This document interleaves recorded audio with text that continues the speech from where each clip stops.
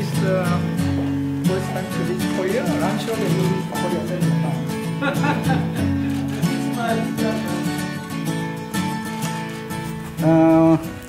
Good morning, Prime Minister Olmert.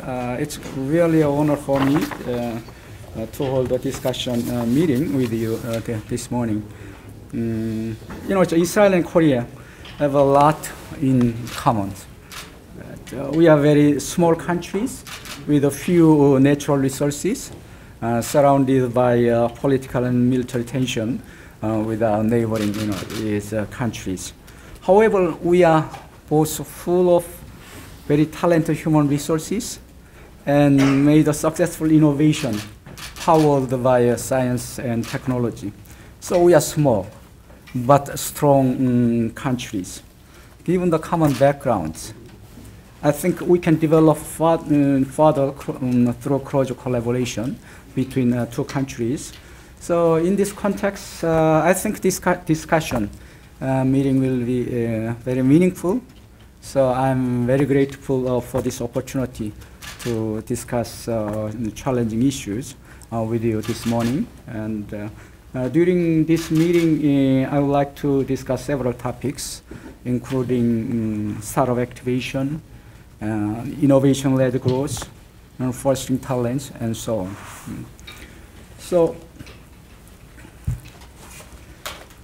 So you are widely recognized in Korea as the one who created a startup boom in Israel.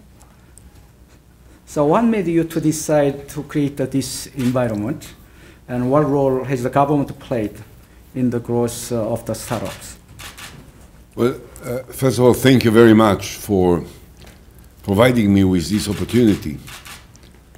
Not only that I'm delighted to be in Korea, not only that I'm honored to have the opportunity to speak to different groups and address some of the ideas that we may share with people from here, but this is a particular and unusual opportunity to meet with you, the head of one of the most prestigious education of academic studies in your country, which I think carries a record of great achievements. Thank you for and a lot of success. I wish when I was younger that I could be admitted to study in your institution. Maybe I would have succeeded a lot more in my life. You still have a chance. Yeah, okay. It's the age of life learning. I may take you by your words and come here. If you will allow me, please, let me put some things in more realistic proportion. Mm-hmm. Please. Korea is not small and not weak. Mm-hmm. Okay? Korea is a country of 50 million people, which means that it is larger and bigger than many European countries. Your population 8.5 million, right? 8.5. Yeah, so we are about 7 times larger so than it's Israel. A medium size, But you are also bigger than Belgium, and you are also right. bigger than Holland, and you are also bigger than Finland and Scandinavia, Sweden and Norway, and I think Austria and others. So you are not small, and you have a lot of reasons to be proud of your achievements. Okay. When I look at the achievements of Korea, I can only salute you for what you have done. Thank you so much for your compliment. This is my preliminary approach to Korea. I don't look at you as a sister small country like Israel is, but as a powerful, successful, ambitious, energetic, and country with a lot of success. And I think you should be proud of it. And we look up to you with great admiration. And many times say, we wish that we had what Korea has, and not vice versa. Right, right. Now, from my point of view, actually, I respect your countries. Well, in terms of population, it's much smaller than us, but you are one of the great innovation countries in the world. we are doing relatively well in areas of specific dimension. And one must understand something. Israel really had no choice. I see. So, you know, a lot of the success that is attributed to Israel is a result of the fact that we had no choice. Now we are 8.5 million people. Yes. But when we started 70 years ago, we were 650,000 people. I see. We had hardly one automatic gun against armies of 8 different countries. Then we had to defend ourselves. Is that so? So and so on. So we had to, the necessity, the weakness, the total lack of resources forced Israel to look for extraordinary ways of solving our difficulties, and that's what created this curiosity to look for the impossible in order to try and create the kind of strength which was essential for Israel to be able to survive. So number two, I think it will be a great exaggeration to make me, you know, the father of the boom of high tech in Israel. In my time as minister in different positions and subsequently as prime minister, I definitely supported, encouraged, and subsidized and tried to inspire the growth of high-tech industries. I am in no way a father of it. I don't think that there is one person that can take the credit.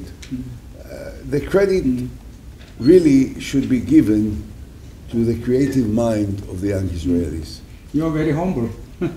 Oh, I'm trying to be honest about it. You know, I don't need to make myself more of what I am. Right. I think I'd like to move to second questions. You know, so Israel has been called the heaven for startups. And you say the number of Nasdaq-listed Israel company is more than all the European countries combined. So I think Israel has a very unique entrepreneurial atmosphere and ecosystem for successfully launching the startups. So can you tell us about that? Yes, Israel, likely, I think we have more Israeli companies listed in Nasdaq than any other country in the world except for America. I remember once I hosted a conference in Israel, and the guest, amongst others, was the chairman of the Nasdaq exchange. And I said that Israel is number 3 after America and Canada. So he raised his hand and he said, Mr. Minister, at that time I was minister or vice prime minister, he said, you should stay corrected. You are not number 3, you are number 2. You are ahead of Canada and ahead of any other country other than America. So I think this hasn't changed. Israel has many companies listed in Nasdaq. Now, why? The nature of the innovations that are created in Israel is not restricted to a particular piece of land or a particular way of life, you know, something that can be only expressed in the confinement of Israel. If this is true, it can be useful and helpful in Israel, in Korea, in Austria, in Canada, in Australia, or in Indonesia. So therefore, we could list the Israeli companies in NASDAQ or in the New York Stock Exchange because the appeal of this creation was everywhere. Just take the last example. The Israeli company Mobileye was recently bought by Intel for $15 billion. This company has developed the technology that leads to the autonomous cars. Okay? 3 years ago, it was listed in NASDAQ, and of course, it became overnight, it became a big hit, and it then was already traded for $8 billion. Then Intel decided to make an offer to all the shareholders and buy it for $15 billion. But why is it so popular? Because autonomous car can be used here and can be used in Japan, can be used in France. So it is not limited to a particular place. What makes the Israelis so keen about startups? What else do we have to do? We have no natural resources. We have no oil. Until 2-3 years ago, we didn't have even gas. We had to buy everything from overseas. We don't have copper. We don't have any other, we don't have bronze. We don't have any other diamonds. We have nothing. So, and also, because we are so small, Israel is not in itself a market. You know, in Korea you have 50 million people, so you produce cars, you know, you have 50 million people that can buy cars. It gives you a basis that it can be commercial-wise quite attractive. We don't have even the minimum necessary in order to make the Israeli products attractive in Israel. Now, textile industry, for instance, was very popular in Israel 50 years ago, 40 years ago. But can you compete with China? Can you compete with India? Can you compete with Malaysia or with Hong Kong or with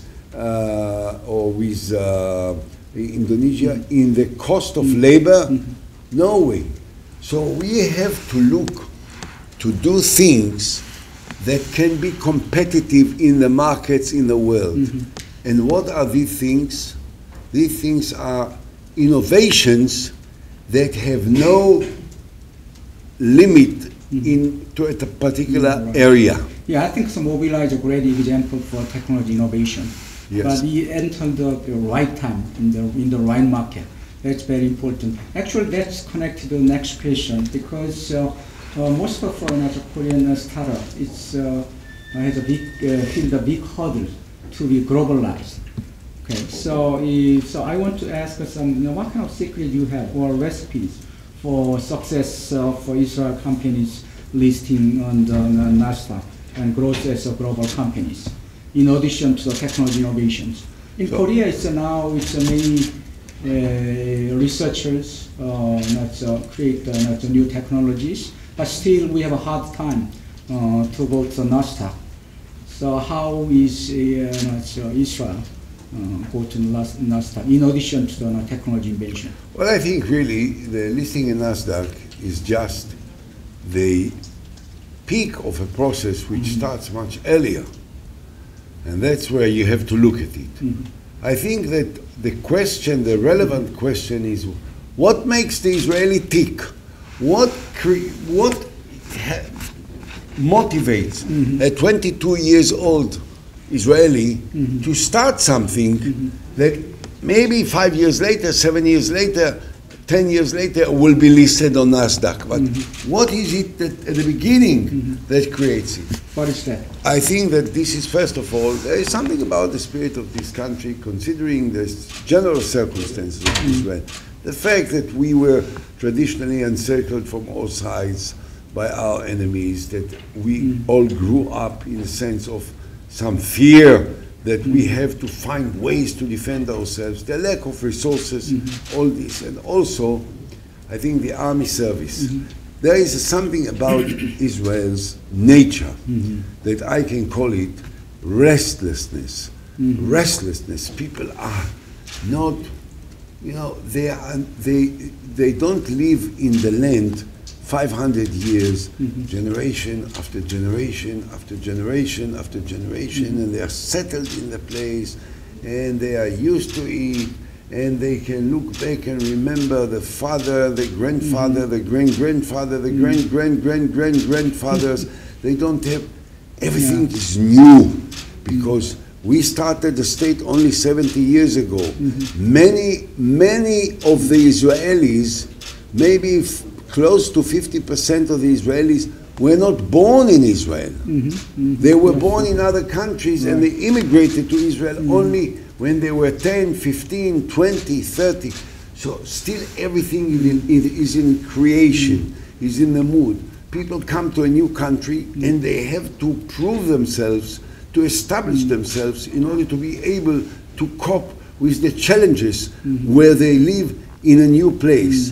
So that adds to it. And then of course is the army service. Look, you take Israelis at the age of 18. So number one, what we try to do, and we do I think quite successfully by the way, we try to distinguish amongst all those who are eligible for recruitment to the army, everyone at the age of 18, they are tested to find what are their specific abilities. So male and female? Male and female are all the same, yes, no distinction, no distinction. We have female fighters, female combat pilots in the Israeli Air Force, flying the Israeli jets and doing it miraculously, successfully.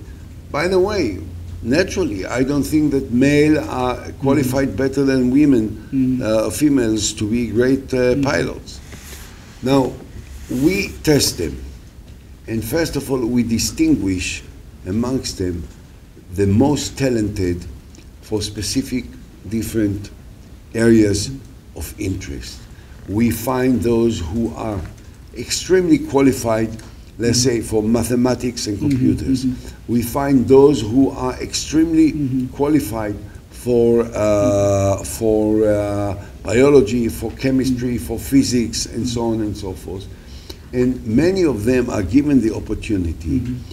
Instead of going through the ranks at the normal pace, they are allowed to join a special unit, the Talpiot unit, where they can study for in the university at a preliminary age, and many of them do it. And so when they are joining the army, they are already having the second degree. But all the people not in the Talpio. Talpio is just for science gifted.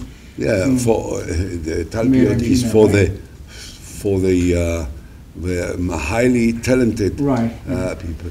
But these highly talented people are that section of the population that they then succeed very much in the army, in the special units of the army, and subsequently when they leave the army, they are the first ones that establish the startups, and the startups that make the big boom of success that can break through and go into NASDAQ and be listed, and so on and so forth. Now, there are many others who are very good also, and the army provide them with an opportunity to excel even if they were not identified before to have exceptional talents. Why? Because what sometimes in other armies some people do at the age of 40, they are requested to do at the age of 20. I will always remember that we had very close cooperation with the American Army. And at the time that I was Prime Minister and George W. Bush was President of America, we decided to intensify dramatically the cooperation between the intelligence services of both countries, particularly vis-à-vis some threats that we faced and that for which we needed the best possible forces from all sides. So we worked together with America. And after a short while, I had a complaint coming to me from a very high source in the American government. They said, you know, we feel very uncomfortable when we meet with you people. I asked why.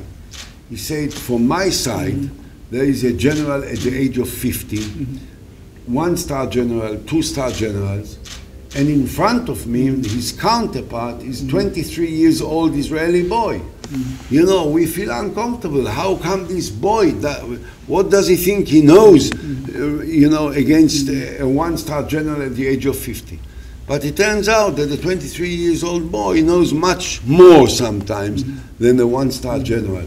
So Israelis are given the opportunity at a very young age to assume enormous responsibility for major issues which Israel has to deal with, and that they are giving the chance to, number one, to research it, to deal with it, and to offer solutions, and their solutions are adopted, so they get a great deal of confidence in their ability to move on, and that's what encourages them and inspires them to come up with new ideas, with different things that eventually develop into a startup, and then on from a startup into a company, and from a company into a listing in the NASDAQ or the New York Stock Exchange. So connection during the military services, TALPIO, not continued after military service, right? So they are always connected to the army, even when they develop in the civil life companies which are doing things not necessarily related to the army. But many of them, by the way, Talpiot is just one part. There are many other sections in the army which recruit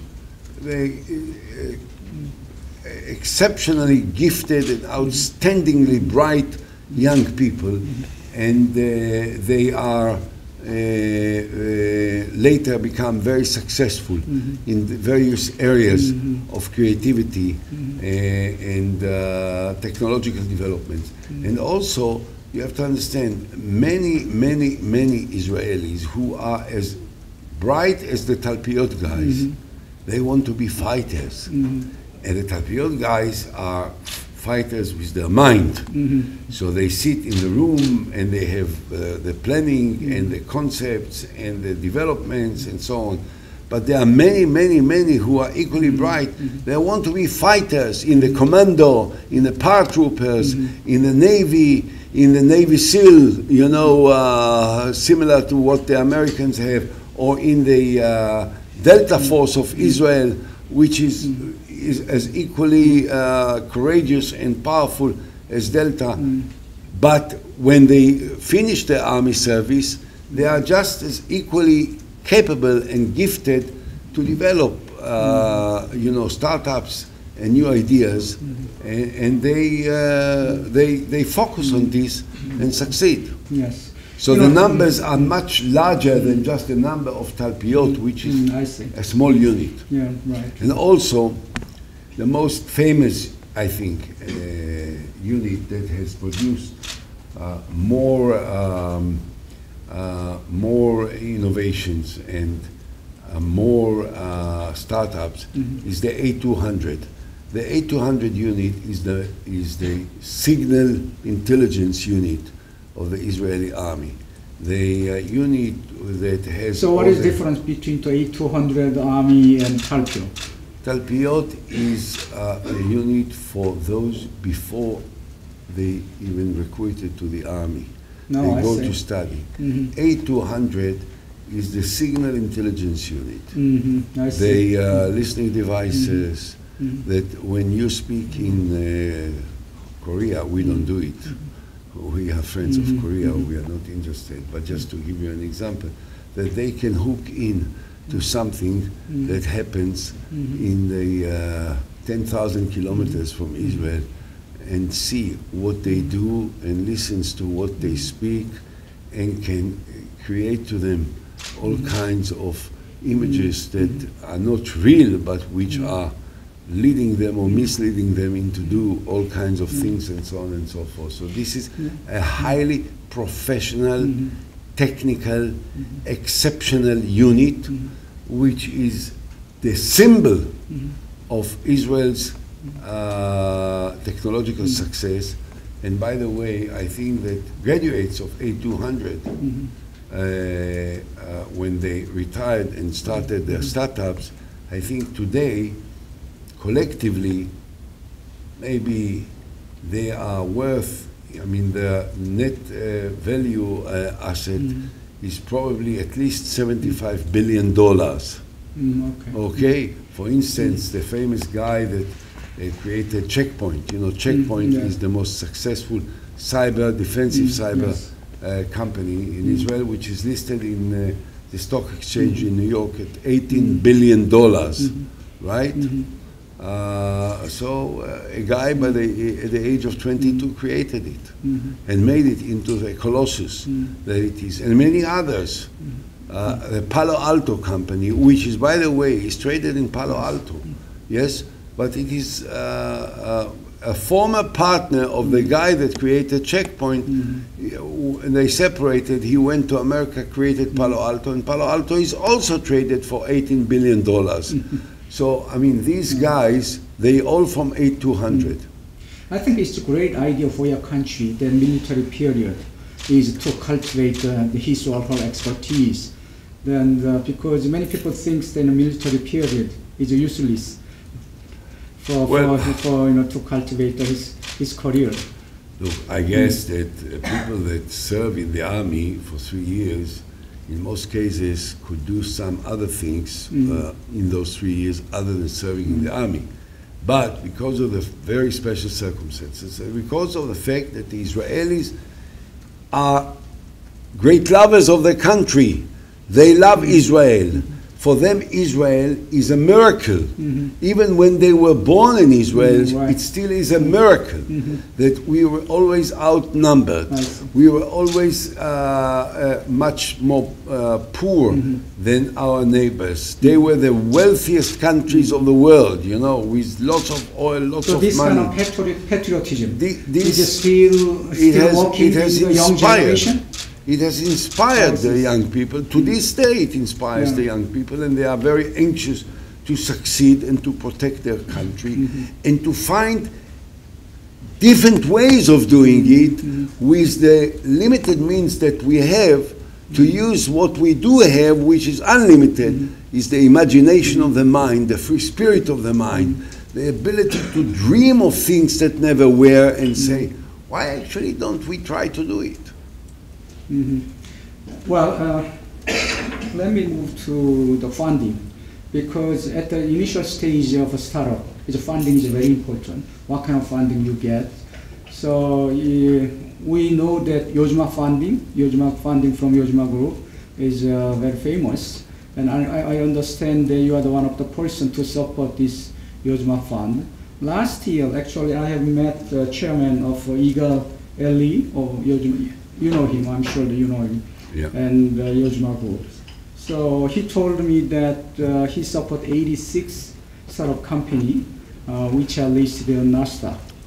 It's not him personally in the sense that it's not privately. He supported it as part of the chief scientist position, which is part of the Ministry of Industry and Trade. And the Yojma Fund, indeed, originally, not the Yojma Korea, which is a relatively new creation, which has adopted the legacy of the original Yojma. Original Yojma was created by the government in the early 90s, precisely for this purpose, that the government will provide funds for new startups. Not to everyone. Not everyone that comes and says, I have an idea, I need money, you get money, and so on. No. It is done in a very careful manner. People come, they say, we have a startup, an idea. It is checked by a group of experts of this particular area of interest. So there are many such scientists who are sitting in those committees, depending on the area: biology, chemistry, physics, mathematics, algorithms, agriculture, water research, cyber, satellite, artificial intelligence, you name it, top experts on every such area, and they check these ideas, and only those ideas that are qualified by a very tough professional examination become qualified for a government grant. And the government grant is always the preliminary funding that give them the opportunity to stand on their feet at the very beginning, and also provide jobs for 3, 4, 5 young people. So what happens is that in an annual basis, you know, if you have 1,500 new startups, you have sometimes 10 or 15,000 new jobs for young people that retire the army and look for jobs, and they have this opportunity. So the funding of the government is a trigger for, you know, expansion of this phenomenon, and at the same time of creating jobs for many people, and also they raise the interest of the private sector. You know, a private entrepreneur looks at this company and at startup, and he says, well, if the government found out after an examination by top experts that this is worthwhile, you know, to support it, why we not do also what the government does? And they add their financial support, and so it develops. Now there is a whole big industry of venture capital that is supporting, and of course international venture capitals are part of it as well, because they made billions of dollars from investing in Israeli high startups. You know, Mobileye was supported also by international investors. Overtake, which was sold this year for $3.5 billion, was supported by foreign investors. The Frutarome, which was sold for $7.1 billion, was also supported by foreign investors. So foreign investors think that investing in startups in Israel is worthwhile financially. They do it. Others come as well, and so it spread and spread and spread all the time. But it's true So that the Yozma of the government of Israel, at a time when Yigal Ehrlich was chief scientist, was one of the first triggers of moving it up.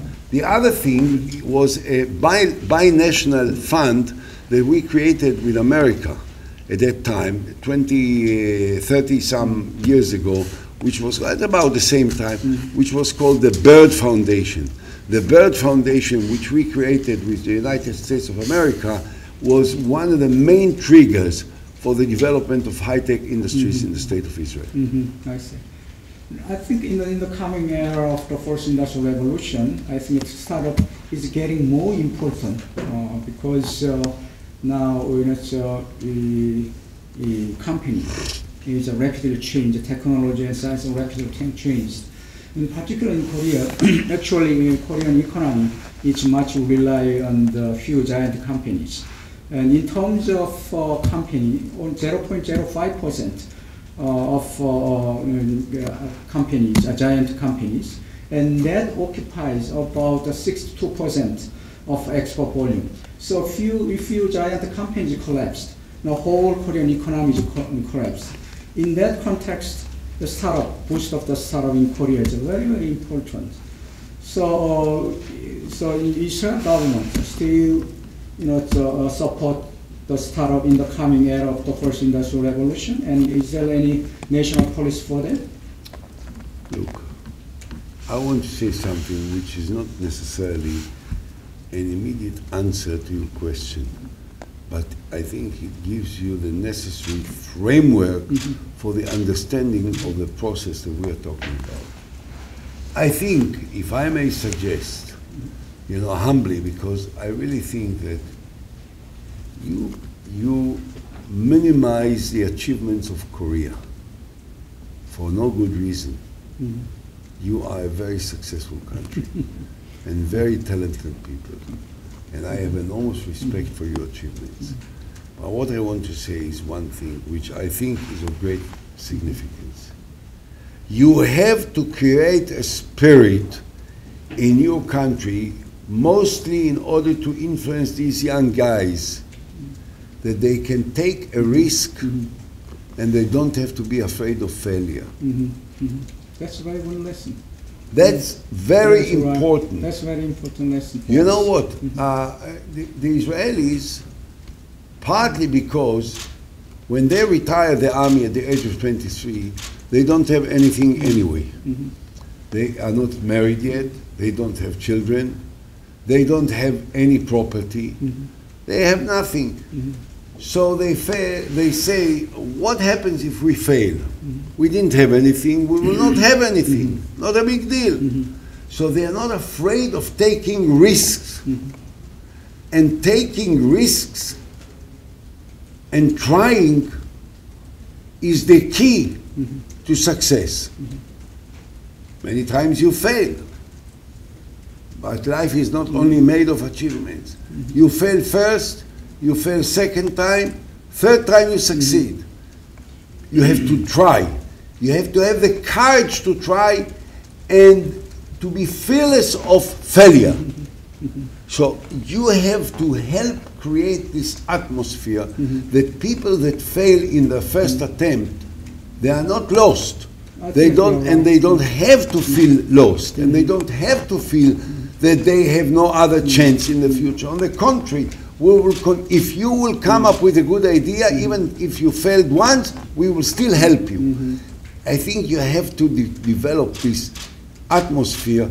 This will encourage young people to do more than anything. I think that's very important spirit, which we exactly need. In Korea, it's actually many young generation want to involved in the startup, but they are really afraid of failure, because in Korean society, once we are failures, we are failure forever. So how we change this kind of atmosphere from the national point of view? Keep helping them when they fail. Talk to them about. So in your country, how you help them for failure? They failed. They came again with a new idea, and I helped them. I say to them, I don't care what you failed in the past. It's your failure. It's my failure. I failed. Why? Because I thought that your idea is a good one. So I share with you the same misjudgment. So what? You have to be patient, and you have to look, further to the horizon rather than to the balance sheet of tomorrow morning. In this business, the balance sheet of tomorrow morning is not the criterion by which you judge the chances of building up a thriving industry that will develop into the future. Well, I used to say to the young generation that I used to give an example of Edison. Actually, Edison has failed 2,000 times when he finally developed the light bulb. So he considered those failures as an asset for the success in the future. That's right. So that's very important to give a lesson to them. And also in the coming years, convergence is very important. Convergence cross-disciplinary combination.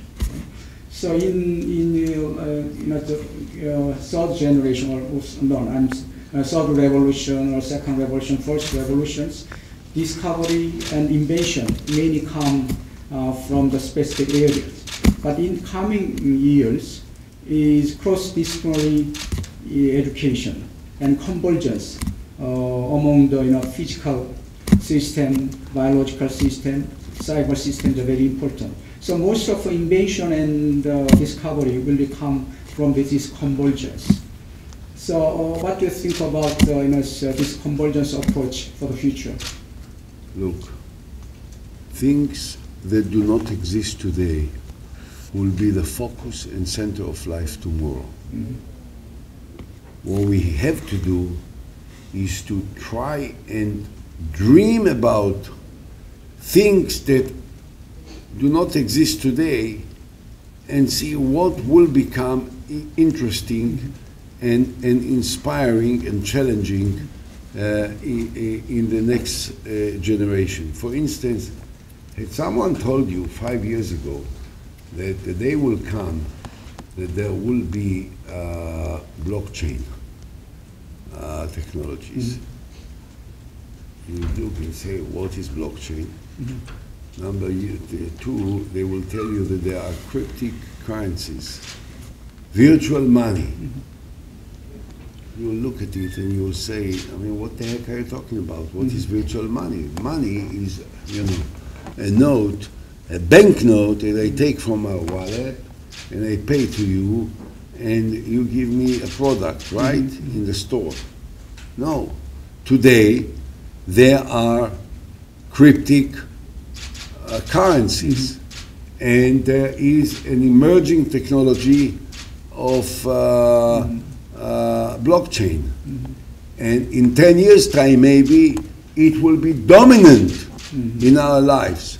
So the question, how can we challenge the young boys and girls at the age of 22 to think of ways to deal with it now, so that by the time it will emerge more and more, your society, my society, others will be ready to deal with it. By the way, this is what I'm trying to do now with my partners from Yozma Korea, by creating a fund that they and us in Israel together will try and look into these areas. This can be artificial intelligence, this may be autonomous cars, this may be cryptic currencies, and all other things. And water, the sophisticated new technologies on water use, in order to be able to provide pure water everywhere in the world.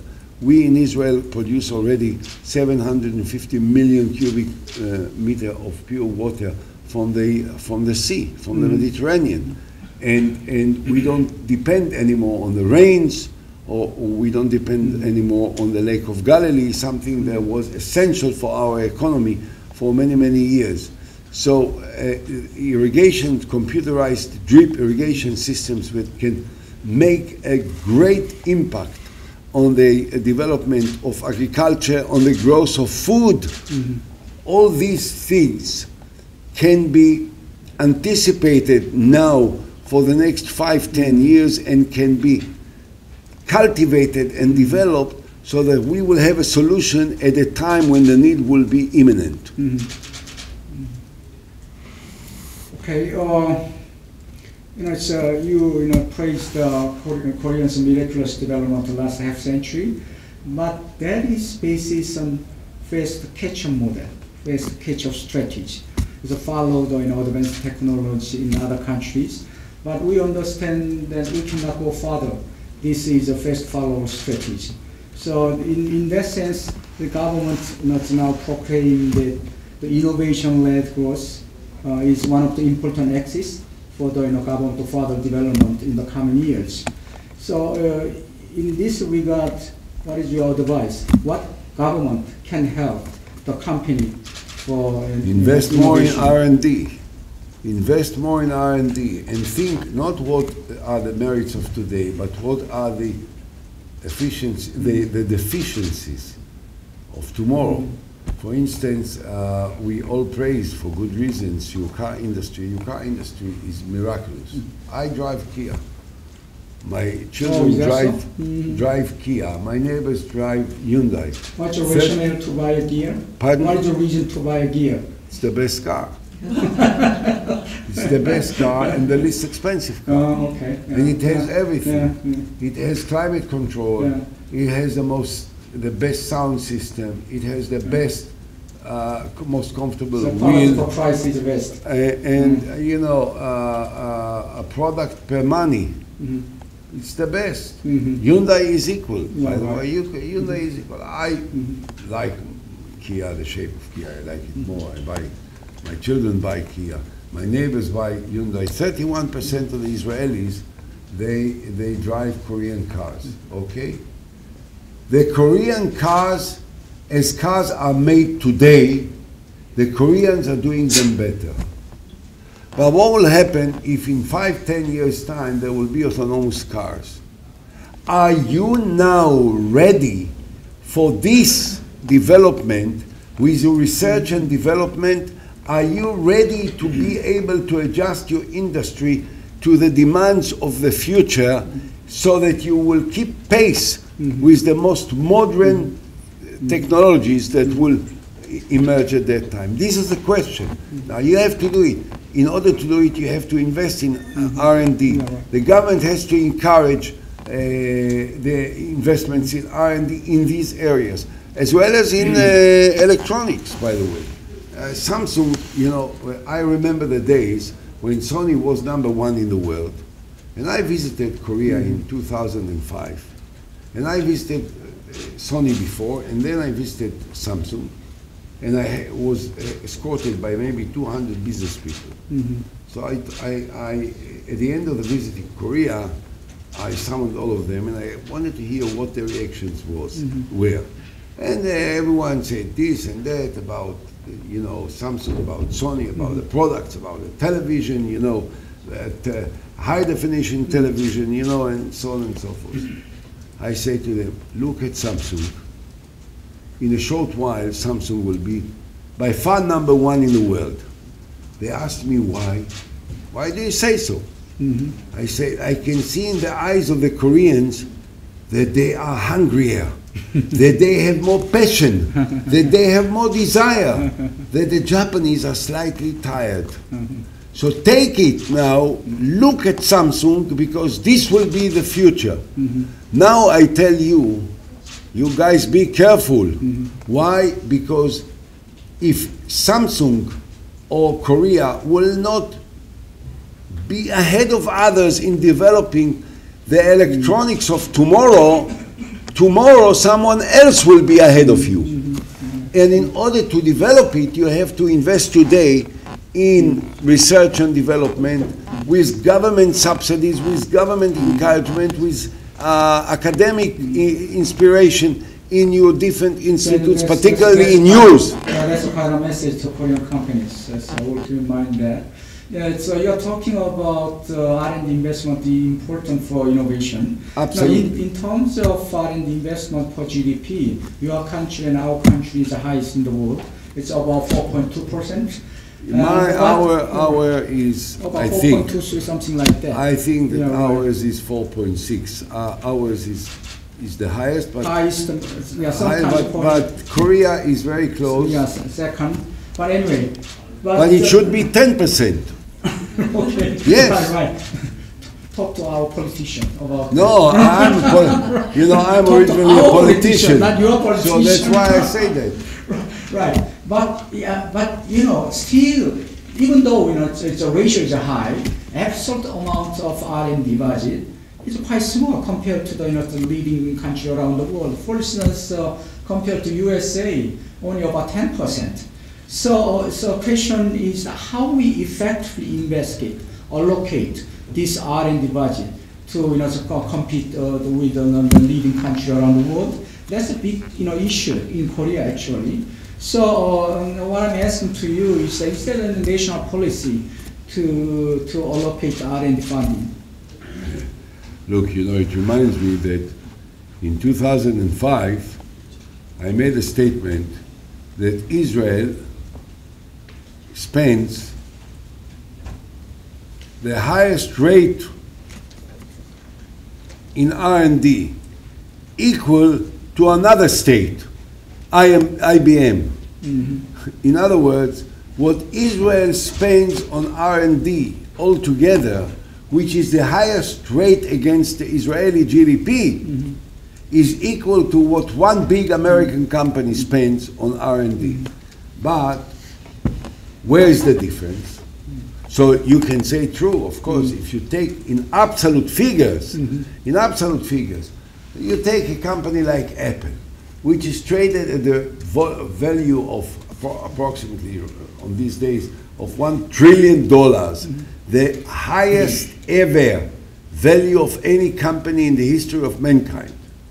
So this is 3 times the GDP of the state of Israel.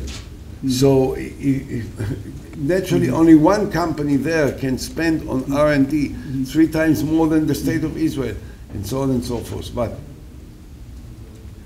Apple or IBM or Oracle or S&P or Google or Facebook, they spend most of their R&D in a very specific and narrow area of interest, which is their business. No, I see. So they identify and they don't areas. have the diversity that characterize the investments that a state can make, which is not tied up to one specific area of interest. And that's what happens in Israel. Therefore, maybe we spend less, but on the one hand, we spend on a variety of different things. And number 2, we create a spirit of competition, a spirit of ambition to achieve, and also incentives for young people to take the risk of doing things that may not succeed, but if succeed, they may change the world. Okay. Well, you know, it's for the innovation, creativity is very important, right? And you know, Israelis are known as a very talented and creative people. According to statistics, number of the Nobel laureates in sciences by population is the highest in the world, your country. Okay. So I think there are some hidden education method to build up the creativity for young generation, at school or at home. So can you tell me about your education method? Look, our education method has lots of weaknesses that we are trying to repair and to change and to improve. So I don't think that we should focus necessarily on our education system. The same spirit that creates the number of startups in Israel to be the largest in the world, the same produces subsequently the research which are focusing on some of the most important issues that interest the international community, and subsequently also they make that 2 or 3 or 4 or 5 or 6 people that are winners of Nobel Prize.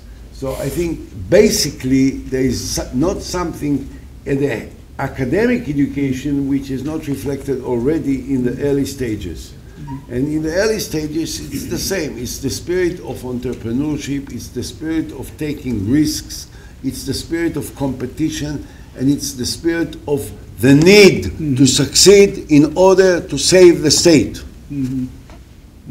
What I noticed from the Israel friends that they enjoy the debate and they enjoy discussion. So there is a joke that 2 Israelis have 3 opinions. You heard that joke? This is when they don't have arguments. When they have arguments, they have many more than 3 opinions. So, but in terms of discussion, actually, in Korea, we have to change the education system, because our education system is just a one-way teaching without any discussion. So at KAIST, I try to change our pedagogical system by adopting flipped classes. Are you familiar with the flipped classes? Flipped classes is based, composed of online learning and offline discussion. So in the class, we mainly manage the class with the discussion. So build up the critical thinking is very important for Korean students. I remember that going back maybe 18 years or 15 years, when I visited Korea, I met with the mayor of Seoul then. I don't remember his name, I'm sorry, I apologize. And I talked to him about distant learning. I told him that there are Israeli companies which have developed very sophisticated technologies for distant learning, and that I want that these companies will be associated with the municipality of Seoul to try and offer Seoul technologies of distant learning. So distant learning is part of our lives already in Israel. I myself remember that as mayor of Jerusalem, maybe 20 years ago, I instructed the top guys in the education department to prepare our system for the day when the frontal teaching or the traditional frontal teaching will be much less common, and that mostly people will learn from their homes with computers and will only meet in the classes twice a week for social needs, not for learning. So I think it hasn't yet reached that stage, but it will come to this stage sooner than later. It is inevitable, because the truth of the matter, even today, I think that when I look at my grandchildren and I look at how much time they spend with their smartphone and with their iPads and with their tablets and with their laptops, they spend much more than they spend in their regular studies, and they learn much more from these by themselves, by their curiosity. So what you have to do, which is very important, is to raise an atmosphere of restlessness or intellectual restlessness and curiosity, to create all the time the feeling that there are things that you must learn about. Then, of course, they open Google, or they open the Korean Google, or they open others websites, and they study about it because it's all there anyway. But they have to have the curiosity, they have to have the urge, they have to have the restlessness, they have to have the impatience to know things and to know it rapidly and to study more and to focus more and to spend time more and to look more into the laptop, and then to come to the class and ask the teacher, that I don't understand, that I didn't, you read all about, tell me more, and so on and so forth. So it's a bilateral process of, creating this curiosity all the time. Yeah, I feel passion from you. Well, entrepreneurship education is a very important university, right? It's these days, some countries like Sweden require the entrepreneurship education in the university, independent of departments. At KAIST also we are going to implement entrepreneurship education. What I surprised from Israel is that Israel scientist, even though he or she majored basic science, he's very familiar with entrepreneurship. So one of the Israel scientists which I know is Professor Dan Shechtman. Danny Shechtman, of course I know. He's a Nobel Prize laureate. Chemist back to 2011. And I thought that he was purely chemist. But he mentioned to me, he has taught entrepreneurship education at the Technion more than 30 years, and many CEOs of startup in Israel took his class.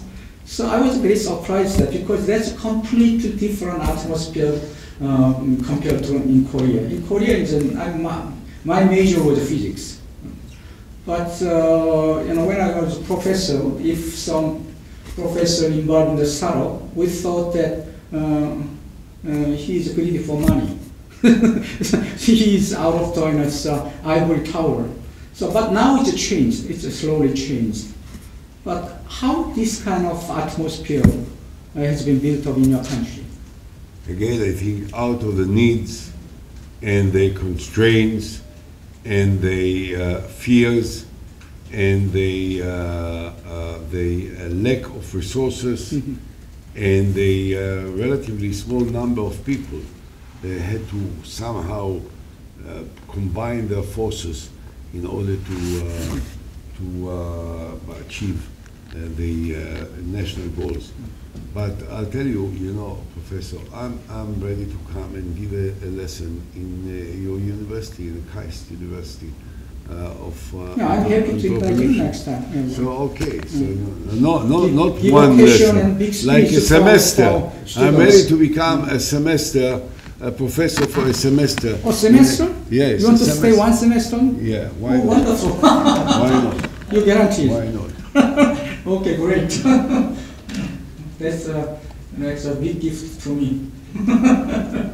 Okay, so I think the time is almost off. So this is the last questions, and you know, so as I mentioned in the beginning, we have some very common factors, and so I believe that Korea and Israel have many exciting opportunities for collaboration in the future. In which sector, in which way, do you think that two countries have the most synergy?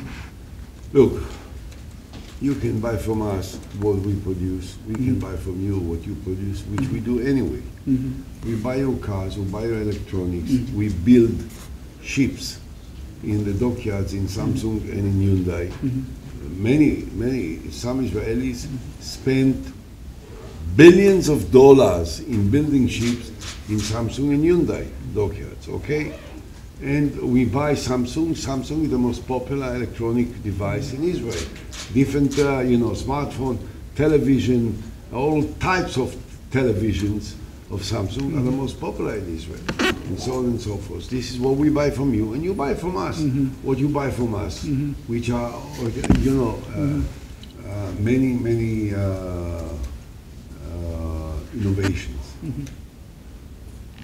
What we can do together, we can do what I'm trying to do now with the Yozma Korea, to try and invest together in areas which are not yet discovered. Oh, okay. Okay? Take the risk. Take a giant step forward into the unknown, and make it a reality. Okay, that we can do together. Let me know area. Pardon? Let me know unknown area. I will let you know Okay. when our guys will find out what they have in mind that is unknown yet, that they want to look into. But then I'll teach it when I come to be a teacher at the senior school. Okay. You know, I think because as I mentioned, that the Korea economy is much rely on the giant companies, and so we have a strong giant companies, and most of the company in your country is startups, just small size. So there might be some synergy. Some of our companies are big size, even by Euro standards. We have companies of $20 billion, of $15 billion, of $10 billion. They are not small. There are not too many companies in Korea which are more than 20 billion. Okay? So we have some considering the size of the state of Israel, but that's not the point. The big companies of Korea should spend much more money on research and development with other people from other countries in order to try and synergize the different interests and dynamics and energies and imagination and creativity to work together to look for solutions, because Samsung does not appeal to Korea only.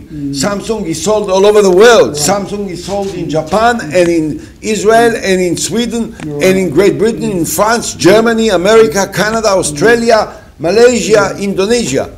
So you have to think together with people from these places in order to try and find something that may have escaped your mind but will not escape their mind, or vice versa. Okay. And work together. Okay. So let me tell you one collaboration between our country, your country. Actually, KAIST has a collaborated Weizmann Institute. You know, it's a Weizmann Institute, Yes. very strong in basic research. So KAIST is strong in applied Ada research. Yonat, who is the Nobel Prize laureate in chemistry, is a good friend of mine. No, I see. Okay, she is from the Weizmann Institute. Right. So it's a combination Okay. Between two institutes might come out some the new discoveries in the future. Well, anyway, so time is up. So thank you so much, Professor. Yeah, I feel your patience and your ideas, your energies, and I think in terms of energy, you are much better than me. You don't say that. So you don't say that. I wish I could be a dean of a university. Yeah. I never was. Okay. So I hope to see you at our campus next time. All right.